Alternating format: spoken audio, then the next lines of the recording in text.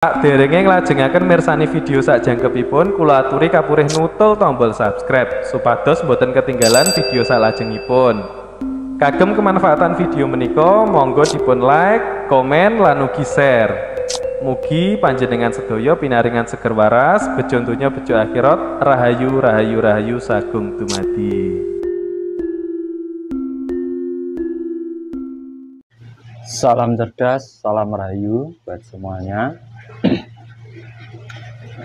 Proses terbukanya mata batin atau mata ketiga kita bila kita mengambil jalur alami, yaitu tanpa bantuan dari guru ataupun tidak ada yang membukakan dalam diri kita. Karena sebenarnya pembimbing ataupun orang-orang yang bilang bisa membukakan mata batin itu sebenarnya konsepnya adalah sugesti. Jadi orang ini mensugesti diri kita agar diri kita mempunyai keyakinan diri untuk membuka dengan sendiri mata batin kita sendiri. Jadi mereka itu hanya pensugesti, makanya disebut pembimbing, hanya mendorong keyakinan dalam diri kita sendiri. Nah, apabila kita ingin terbuka secara alami, sebenarnya jalan yang paling mudah agar kita bisa terbuka itu adalah merenung atau meditasi atau diam. Dalam diam ini yang kita tingkatkan bukan halusinasi, tapi yang kita tingkatkan di sini adalah kesadaran diri kita. Karena sebenarnya mata batin atau mata ketiga itu letaknya di kesadaran diri. Makanya tempatnya ada di tengah dari kening kita. Di situ menyimpulkan daya pikir atau kecerdasan kita.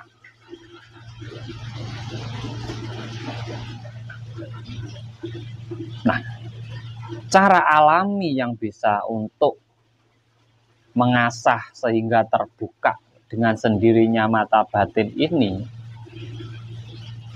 di saat kita diam, kita tenang.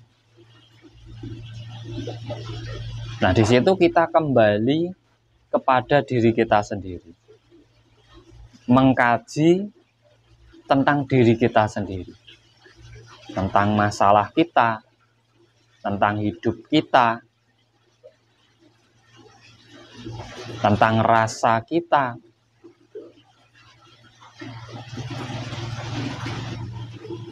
Sehingga apa?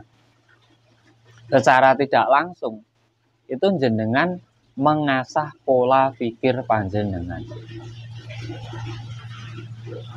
Nah, pola pikir ini semakin sering diasah, semakin sering digunakan juga semakin tajam.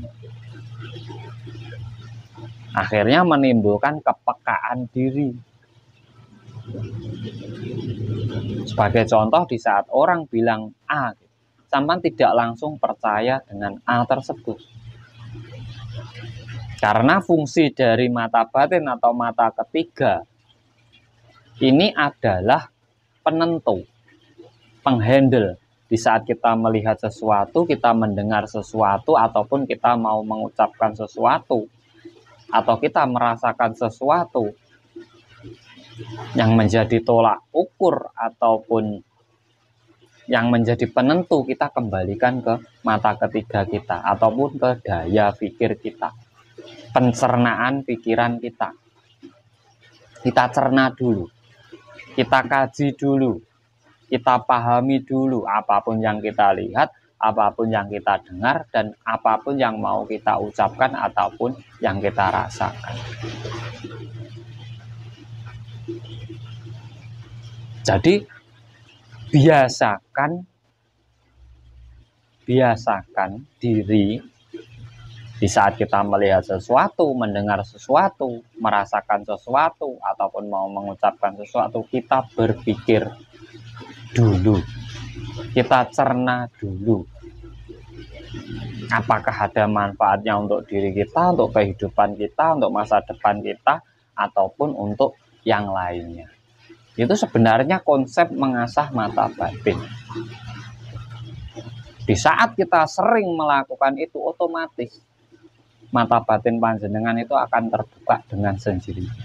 Sehingga apa? Kita akan selalu mempunyai kesadaran diri yang luar biasa.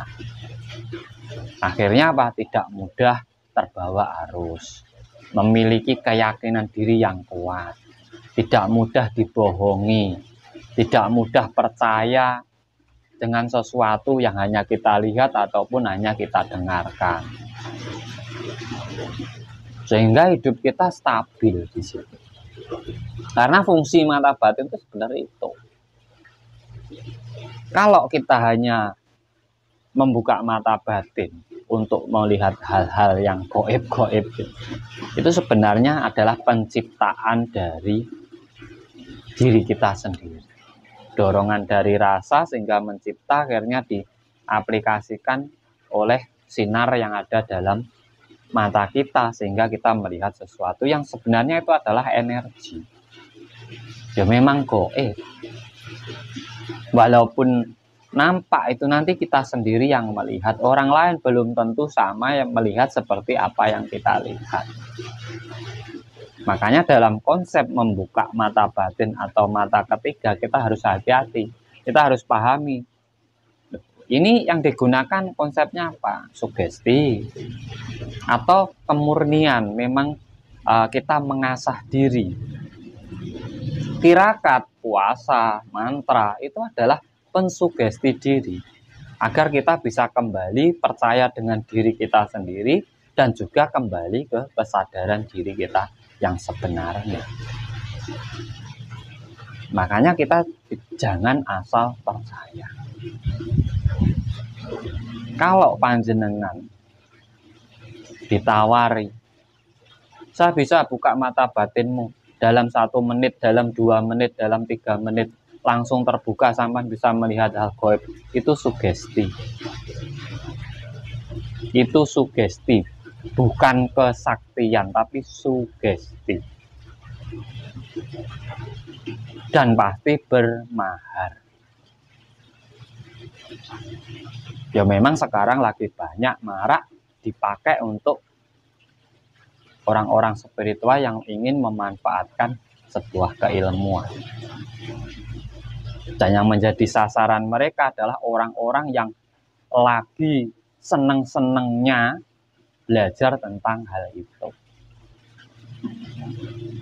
Ingat, mata ketiga atau mata batin yang sebenarnya itu adalah di mana di saat kamu bisa kembali ke kesadaran dirimu, menggunakan pola pikirmu yang benar, yang jernih, sehingga bisa menjadi pengukur dalam dirimu sendiri. Di saat kamu melihat, mendengar, mau mengucapkan sesuatu, mau merasakan sesuatu, itu kamu kembali ke pemikiranmu dahulu sebagai penyeimbang, penentu keputusan. Itu bisa dibilang pancar, bisa dibilang mutmainah. Hal-hal yang mengarah ke sebuah kebaikan-kebaikan pada diri kita sendiri. Sering asahlah dengan biasakan berpikir terdahulu sebelum panjenengan mempercayai apa yang sampean lihat, yang sampean dengar, yang sampean rasakan, dan yang sampean mau ucapkan itu, agar tidak menyakiti yang lainnya ataupun menyinggung yang lainnya. Dari kebiasaan itu, sampean akan mendapatkan kesadaran diri yang luar biasa, sehingga dalam kehidupan sampean akan lebih stabil, lebih enak, lebih damai, lebih tenang. Karena apa? Kita tidak mudah menyakiti orang lain, dan kita juga lebih menghargai yang lainnya. Ini semoga bermanfaat buat panjenengan. Jadi jalan yang paling enak untuk membuka mata batin atau mata ketiga, yaitu dengan diam ataupun meditasi atau semedi. Di situ yang sampean kaji adalah diri panjenengan sendiri, merenungi hidup kita sendiri, agar kita memahami rasa yang ada dalam diri kita, memahami kehidupan kita, memahami penciptaan kita, sehingga kita bisa memahami yang lainnya. Dari saya terima kasih, semoga ini menjadi edukasi yang bermanfaat buat panjenengan semuanya. Salam cerdas, salam rahayu, rahayu, rahayu sagung dumadi.